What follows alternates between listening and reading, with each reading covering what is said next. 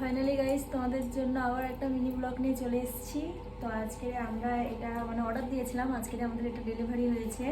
এটা হচ্ছে মাইক আমাদের ব্লগ ভিডিও করার জন্য। তো মাইকটা কীরকম এসেছে তো চলো একটু দেখি।